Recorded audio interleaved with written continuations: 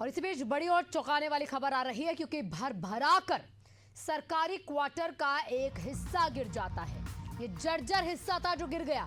मलबे में कई लोगों के दबे होने की सूचना मिली है। मौके पर पुलिस बल पहुंच चुका है। राहत बचाव का कार्य जारी है। टीनेगढ़ थाना क्षेत्र का ये पूरा मामला है। तस्वीरें ऐसी आपके सामने हैं जहां पर कई लोगों को फिलहाल बचा लिया गया है, लेकिन सरकारी क्वार्टर का ये एक हिस्सा गिर जाना, मेंटेनेंस नहीं हो रही थी, क्या कुछ इसके पीछे कारण रहे? क्योंकि देखिए, जब सरकारी क्वार्टर है, बहुत लाजमी सी बात है, तो उसकी मेंटेनेंस समय समय पर होनी चाहिए थी। और अगर यहाँ पर ये गिर जाता है हिस्सा, तो इसका जिम्मेदार कौन है? इतने लोगों की जान चली गई, ये सवाल किससे पूछा जाए? हमारे साथ हमारे सहयोगी प्रदीप तलरेजा जुड़े हुए हैं। प्रदीप, देखिए, पिछले दिनों हमने खबर भी चलाई थी कि किस तरह से राजधानी भोपाल के ऐसे कई घर हैं जो जर्जर हालातों में है, लेकिन सरकारी अब क्वार्टर जर्जर हालात में थे और अब जो लोगों की मौत हो जाती है, इसका अब जवाबदेही किसके पास है? कौन गुनाहगार है? देखिए, हाँ, निश्चित रूप से सवाल काफी बड़ा है और सवाल लाजमी भी है। सवाल इसलिए कि जब लगातार इस खबर को एशियन न्यूज दिखा रहा है कि राजधानी भोपाल की तमाम ऐसी बिल्डिंगें जो जर्जर हालात में हैं, सिर्फ प्राइवेट बिल्डिंगें नहीं, शासकीय बिल्डिंगें भी इसमें शामिल है जो काफी पुरानी हो चुकी है और इसकी स्थिति जो है वो काफी जर्जर है। लेकिन अभी तक नगर निगम के कान पर जू नहीं रेंग रहा है। ऐसे ही लगातार हम खबरें कहते हैं कि कभी भी इनके साथ बड़ी दुर्घटना घट सकती है। लेकिन देखिए, अब जर्जर भवन में से एक छज्जा जो जवाहर चौक पड़ता है, तो उसके जगहों का छज्जा गिर जाता है, जिसके वजह से एक युवक जो है उसमें दब जाता है। बहुत ही बुरी अवस्था में घायल होकर उसको अस्पताल ले जाया जाता है। लेकिन जो जानकारी अभी निकल कर आ रही है कि उसमें युवक ने तड़पते हुए दम तोड़ दिया है। लेकिन देखिए, ये सबसे बड़ी जो खबर है वो इस लिहाज से भी है कि जब इतनी सरकारी बिल्डिंगें जो जर्जर कंडीशन में है, आखिर उनका मेंटेनेंस क्यों नहीं किया जाता? अगर मेंटेनेंस समय पे होता तो ये सब। लेकिन प्रदीप, जो तस्वीर हम समझ पा रहे हैं, लग तो नहीं रहा सरकारी क्वार्टर। क्या यहाँ पर कोई नहीं रह रहा था लंबे समय से? क्या आसपास के इलाके में मेंटेनेंस हो रही थी? लोग वहां पर क्या कर रहे थे? क्या वो एक रिहायशी इलाका? थोड़ा समझाइए। तस्वीरें जो है ये समझने की थोड़ी दिक्कत हो रही है कि आसपास क्या और भी घर थे, उनको भी अभी नुकसान हो सकता है?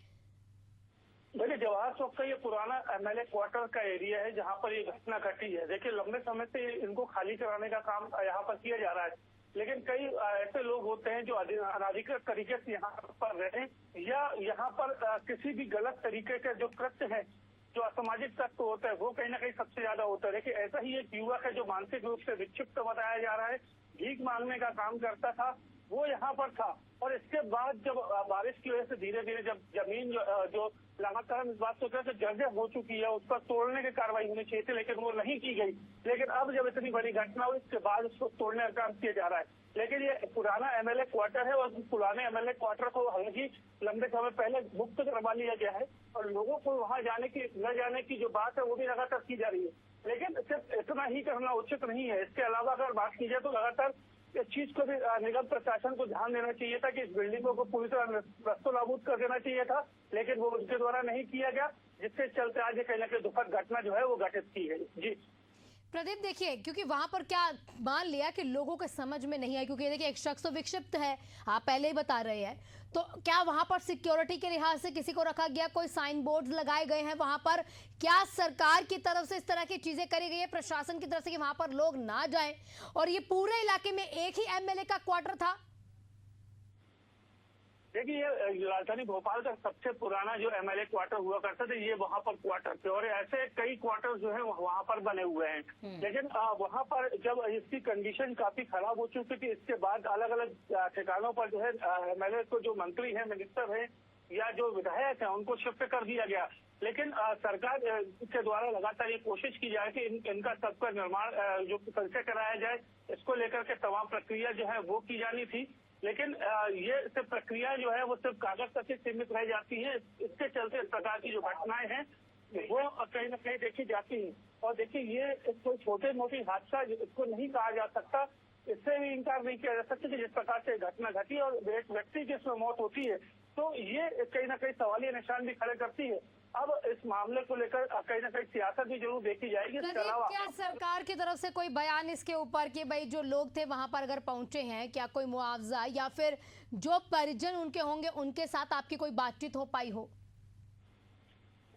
नहीं, अभी तो चूंकि जब से ये जानकारी लगी उसके बाद से लगातार रेस्क्यू किया जा रहा है। रेस्क्यू करने के बाद अभी तक पीड़ित परिवार की तरफ से कोई निकलकर सामने नहीं आया है।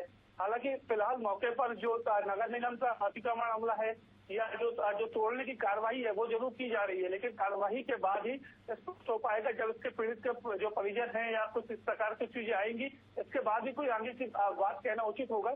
फिलहाल अभी उसकी तस्दीक की जा रही है कि वो युवक कौन था, कहाँ से आया था, उसके बारे में पूरी जानकारी निकाली जा रही है। लेकिन अब जिम्मेदारों का अभी तक इस पे किसी प्रकार का जो बयान है वो निकलकर सामने नहीं आया। जी प्रदीप, आप खबर पर नजर बनाए रखिएगा। आपका बहुत बहुत शुक्रिया हमारे साथ जुड़ने के लिए। आपसे लगातार अपडेट लेते रहेंगे।